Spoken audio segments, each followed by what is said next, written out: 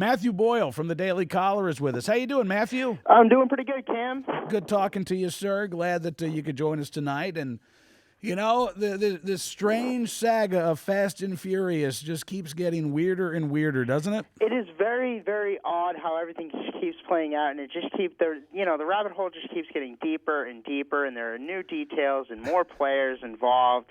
Since last time we talked, I mean, right now you've got House Oversight Committee Chairman Darrell Issa released three major documents. Two of the documents proved basically that this kind of was a policy, at least at the local level, that the plan was for a greater good argument and to allow guns into the hands of drug cartels, which is what they said never really happened. Right. But so now we know that the local officials decided to do this. And there was one of those three documents was a wiretap application, which requires Assistant Attorney General Lanny Brewer's name and a signature of either him or one of his deputy assistant attorney generals. Kenneth Blank signed it. Okay. So you would think that would prove that the National Department of Justice knew about this.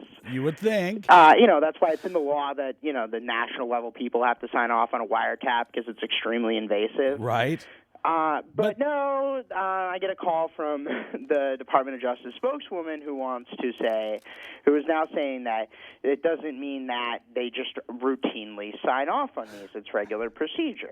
I mean, when this is their excuse now, Matthew, that actually, you know what, really, I know this is supposed to be oversight, but we kind of just sign off whatever's put in front of us. I mean, when that's their best case scenario? Yeah, it's very, very frightening and disturbing.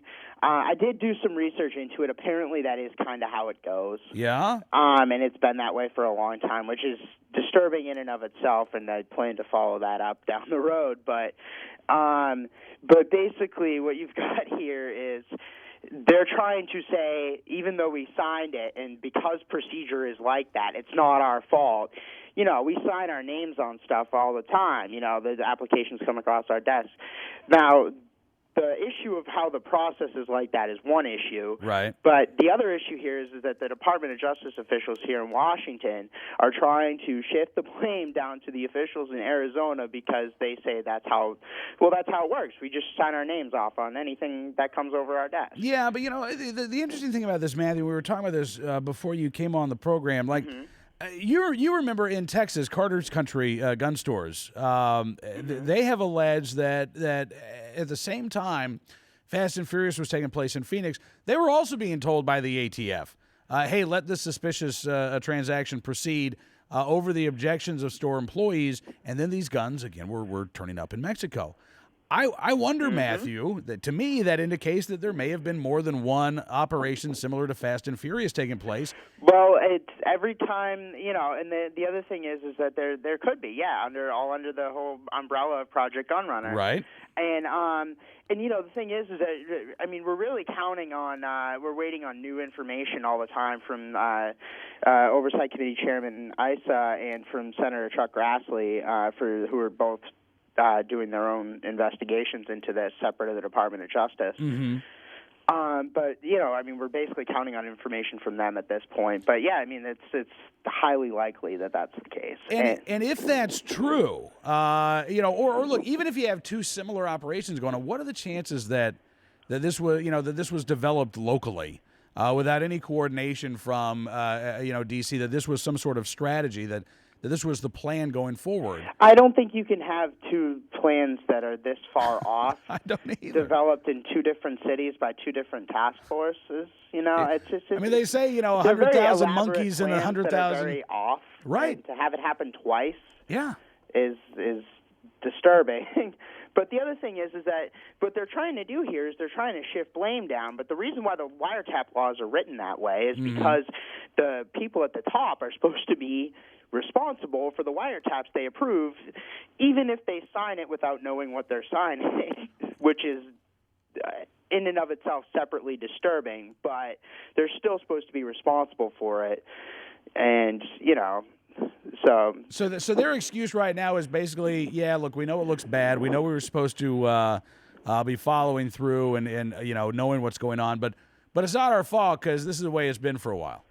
Right. Well, yeah, exactly. And from what I understand, wasn't the Obama wiretap process is like this. It is. They do a lot of wiretaps for several different investigations. A lot of the wiretap applications are renewals for ongoing. They only get them for 30 days. So if an investigation takes longer than that, their renewals, they have to go through the same process again. But they can't say that they're not responsible for their signature and name on the document when it's on there. And if that's the only excuse they got, I think they might be in a little bit of trouble. Well, I mean, what was the one-word campaign slogan for the Obama administration or the Obama campaign back in 2008? Hope. Hope or change, right? Yeah, change. So, look, I mean, where's the change here? If this was the policy and this was what was going on, that people were just routinely approving wiretaps without actually understanding what they were approving, you would think that a conscientious administration like the Obama administration would have put a stop to that post-haste. Right, or at least they would have added in a couple of extra levels of oversight or responsibility or people that are responsible for signing their names, Yeah. But I mean, you've got political appointees involved here, and also too, one of the people that the Department of Justice admits, the spokeswoman from the Department of Justice, Tracy Smaler, admitted to me that was responsible for this was Dennis Burke. He's a U.S. attorney based in Arizona, and he was politically appointed by President Obama. So you've got this up to political appointee level, at least at this point. Oh, really? And even though they're trying to pass off that Kenneth Plank, the Deputy Assistant Attorney General, and Assistant Attorney General Lenny Brewer, who is like the big gun. He's like right underneath Holder. Yeah, I mean, he's the head of the criminal division. Yeah. So even though those two aren't owning up to their name and signature on the documents yet, you've got it up to the political appointee level. There is a U.S. attorney who was politically appointed by the president that is involved in this now. Interesting. And, I'm still curious, and you're right. We are at this point, because Ken Melson, the acting director of the ATF, is not responding to the subpoena for documents. We're kind of relying on these investigators working for the House Oversight Committee. At this point, we're at the mercy of Congressman Issa and Senator Grassley, and waiting for more information. As soon as they get it, they're releasing it. So. But I'm curious about a meeting that Representative Issa had mentioned in one of his earlier requests between Lanny Brewer and then U.S. Ambassador Carlos Pascual, and this meeting supposedly took place in Mexico City, I guess, last summer. And that's another twist in this story too. Another thing that I would also like to point out too. I didn't end up writing a story on this, but this also happened in this storyline.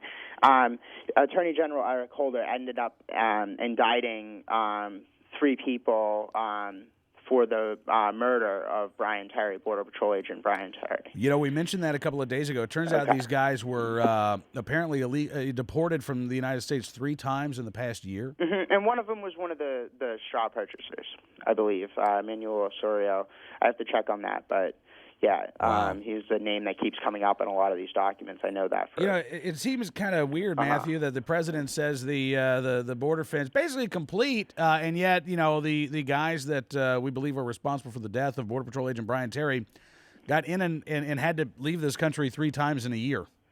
Well, yeah, I mean, what you do is you have the president down there on the border today talking about all this stuff and how the border's safe, and it looked a lot more like a campaign speech than it did a president's speech, and there wasn't much fact in there. There wasn't much I've gotten my email's been blown up with tons of different Republican members and in advocacy groups and all over Washington saying, whoa, the border is not safe. I don't know what he's talking about. Yeah. Well, and we're starting to see this in like every one of his political speeches. The I think somewhat unpresidential kind of over-the-top rhetoric. Like today it was, I guess Republicans want a moat. Maybe with alligators. He quoted Rupert Murdoch in his speech today. I had a story up about that, too. Yeah. He quoted Rupert Murdoch, the owner of News Corp and Fox News. Right. He quoted Rupert Murdoch as being using a, quote, pro-immigrant but it was something along the lines. I don't have the direct quote in front of me, but it was something along the lines of immigrants made America and all this stuff. But he neglects to mention the fact that Mr. Murdoch legally immigrated to the United States. Yeah. As did several, lots of other people, my grandparents, for instance. You right. know? Yeah. So, the people that he's talking to down there, he's advocating for amnesty for illegal immigrants. You know, it's so amazing, again, the political rhetoric that we hear. And, Matthew, I've heard a lot of analysts say that this was, in essence, red meat to those who want amnesty politically, but that the ideas that he offered aren't going anywhere. They don't have support in Congress. No, they don't. Look, last Congress, when there was overwhelming Democratic support, they couldn't get the DREAM Act through. Right. I mean, what makes you think they're going to be able to do it when there's the Democrats only control one house of Congress, the Senate, and not the House. And also, the Senate, they couldn't get the DREAM Act through when Democrats controlled all branches of government. What makes you, there's no way they're going to be able to get it through this time around. Yeah. It's political rhetoric. Well, Matthew, I again appreciate you coming on the program. You're doing great work with the Daily Caller on the Fast and Furious story, and I know that we'll be talking again soon because we know that there are a lot more documents out there. I can't wait. I'm chomping at the bit for more. So. All right. Thanks, Matthew. Have a great night, sir. Thank you so much. Okay. Matthew Boyle joining us from the Daily Caller.